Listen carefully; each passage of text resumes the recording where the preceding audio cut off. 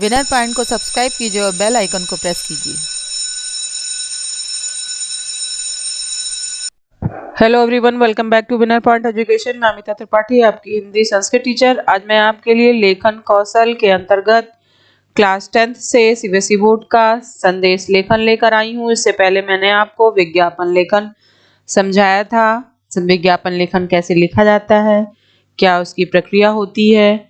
तो आज मैं आपको संदेशन लेखन बताऊंगी। संदेश लेखन में आपको क्या होता है, किस तरह से लिखना होता है, क्या कारण होता है, उसके प्रकार कैसे होते हैं, तो इन्हीं को आज हम जानेंगे। वीडियो प्रारंभ करने से पहले मैं आपसे विनती करती हूं कि यदि आपने मेरे चैनल को अभी तक सब्सक्राइब नहीं किया है तो तुरंत कर दीजिए, लाइक कीजिए, कमेंट्स कीजिए और शेयर कीजिए। संदेश क्या होता है? संदेश शब्द की उत्पत्ति संस्कृत से पाई गई है, जिसका अर्थ होता है खबर या समाचार प्राप्त करना। जब कोई व्यक्ति किसी कारणवश किसी दूसरे व्यक्ति से सीधे बात नहीं कर सकता है तो क्या होता है, कोई भी जानकारी या समाचार या खबर संदेश के जरिए दूसरे व्यक्ति तक पहुंचानी होती है। तो संदेश किसी व्यक्ति विशेष या किसी समूह द्वारा किसी व्यक्ति विशेष या समूह को दिया जा सकता है। संदेश लिखने के कारण क्या होते हैं? संदेश लिखने के कई कारण हो सकते हैं। संदेश औपचारिक, अनौपचारिक दोनों ही तरह के हो सकते हैं। अनौपचारिक संदेश या व्यक्तिगत संदेश किसी अपने करीबी को कोई संदेश सूचना देने के लिए लिखा जाता है। अनौपचारिक संदेश अपने प्रियजन, मित्रगणों, रिश्तेदारों या घर के सदस्यों को लिखे जाते हैं। औपचारिक संदेश किसी अधिकारी, किसी ऑफिस के किसी कर्मचारी या आम जनमानस के लिए सार्वजनिक रूप से लिखे जा सकते हैं। अगर संदेश किसी नेता या अभिनेता द्वारा दिया जाता है तो यह आम लोगों को प्रभावित करने के उद्देश्य से लिखा जाता है, जो कि सार्वजनिक संदेश कहलाता है।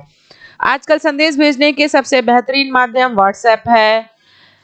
एसएमएस, ईमेल, फेसबुक, ट्विटर आदि ऐसे अनेक सोशल मीडिया प्लेटफॉर्म हो गए हैं जिसके द्वारा हम संदेश भेज देते हैं। तो संदेश लेखन के प्रकार कुछ इस प्रकार हैं, देख लेते हैं कि शुभकामना संदेश। पहला, जब हम किसी को शुभकामना देते हैं तो उस पे संदेश भेजते हैं, जैसे कि जन्मदिन पर, सालगिरह, विद्यार्थियों को उनकी परीक्षा में सफलता के लिए प्राप्त संदेश, कर्मचारियों के पदोन्नति पर होने वाले संदेश।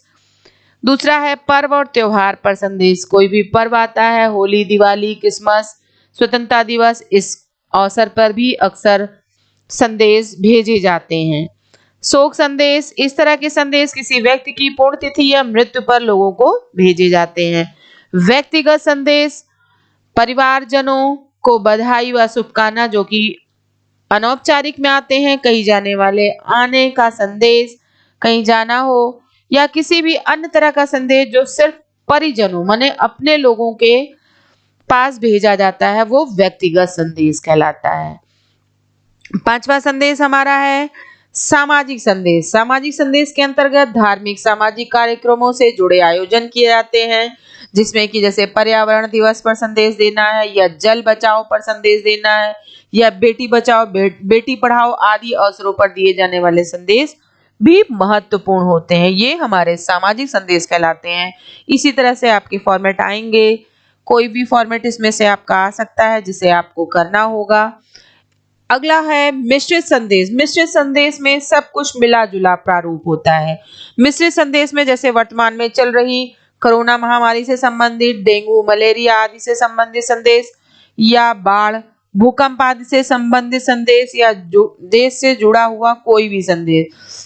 ये संदेश ऐसा होता है कि कभी भी अचानक कुछ भी आपदा आ जाए, उस पे संदेश भेजना है तो उसमें सभी को संबोधित करते हुए मिश्रित संदेश दिया जाता है।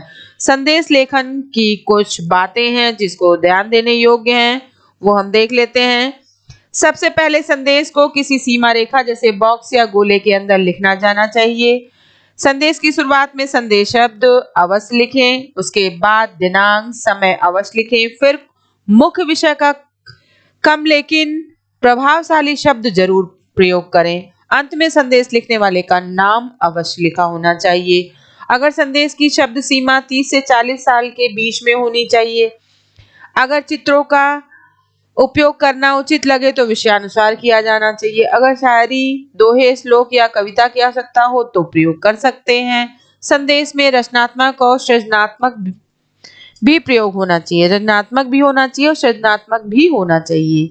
संदेश सरल व संक्षिप्त शब्दों में प्रभावशाली और विषय के अनुसार लिखा जाना चाहिए। विषय के अनुसार रंगों का भी प्रयोग किया जा सकता है। इसमें रंगों का भी प्रयोग होता है, विषय जैसा विषय होता है, लाल, पीला, हरा, नीला। तो औपचारिक संदेश लेखन का प्रारूप कुछ इस प्रकार है, देखिएगा। संदेश ऊपर आप, जैसा कि मैंने आपको बताया कि संबोधित करना, संदेश पहले लिख देना है। अब वो संदेश किस प्रकार का है, शोक संदेश है या कि सांत्वना संदेश है, किसी भी प्रकार का संदेश है। संदेश जैसे शोक संदेश है, शोक संदेश लिख देंगे। दिनांक डालेंगे, राइट साइड आप समय डालेंगे, संबोधित करेंगे जिसको करना है और जिस विषय हेतु संदेश दे रहे हैं। अनौपचारिक संदेश में भी इसी तरह से है। संदेश, दिनांक, समय, विषय जो आपका है वो आपको लिखना है, ना कि विषय डालना होगा, और अपना नाम लिखना होगा। तो इसी प्रकार उदाहरण है कि आपको संदेश लेखन लिखना कैसे है, उसके कुछ उदाहरण भी हमने लिए हुए हैं, उसे आपको देख लेना है। जैसे कि गणतंत्र दिवस के शुभ अवसर पर देशवासियों के लिए एक संदेश लेख लिख के भेजना है, तो वो संदेश लेख होगा कैसे। तो जैसे स्वतंत्रता दिवस पर शुभकामना संदेश आप ऊपर डाल देंगे, हेडिंग किसी भी कलर से आप डाल सकते हैं। ऊपर आपको तिरंगे झंडे का पिक्चर दिखा देनी होगी, क्योंकि ये स्वतंत्रता दिवस पर है, इससे संबोधन पता चलेगा। दिनांक डालना है 15 अगस्त 2020, या इसी जगह पे आप 26 जनवरी भी डाल सकते हैं। समय प्रातःकालीन बेला में ही होता है, समय आपको डालना है। फिर समस्त देशवासियों को स्वतंत्रता दिवस की हार्दिक शुभकामनाएं। आइए स्वतंत्रता दिवस के शुभ अवसर पर हम सब मिलकर अपने देश को बहुमुखी विकास के मार्ग पर अग्रसर करने का दृढ़ संकल्प लेते हैं, मुख्यमंत्री। बस ऐसे करके यहीं पे समाप्त हो जाएगा। इसी तरह से आपको एक शोक संदेश भेजना होगा, एक चिट पे, एक फॉर्मेट पे। इसी तरह से एक आपका और है जो शोक संदेश के अंतर्गत किस तरह से, अगर शोक संदेश देना है तो किस तरह से देना है। 10 जनवरी 2020 प्रातःकालीन 6 AM अत्यंत दुख के साथ सूचित करना पड़ रहा है कि मेरी पूज्य माताजी श्रीमती देवकी देवी पत्नी स्वर्गीय थी उमेश जोशी का दिनांक 9 जनवरी 2020 को शाम 6 बजे स्वर्गवास हो गया। उनका पीपल पानी दिनांक 18 जनवरी 2020 को हमारे आवास से में विकास मार्ग नोएडा किया जाएगा। कृपया इसी सूचना को व्यक्तिगत बुलावे की मान्यता प्रदान करें। शोकाकुल परिवार डाल के यहाँ पे आपको समाप्त कर देना है। तो आपने देखा किस तरह से हमें फॉर्मेट बनाना है।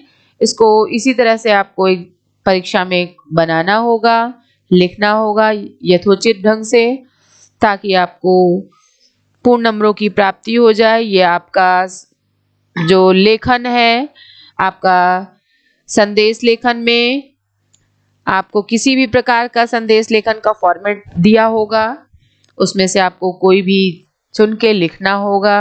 विज्ञापन लेखन इसी तरह से आता है। ये सब आपके 5 नंबर के होते हैं, तो उसे आपको अच्छे से लिखना होगा। तो आज वीडियो यहीं पर समाप्त होता है। मैं आपको अपने अगले वीडियो में पुनः मिलूंगी। तब तक के लिए धन्यवाद।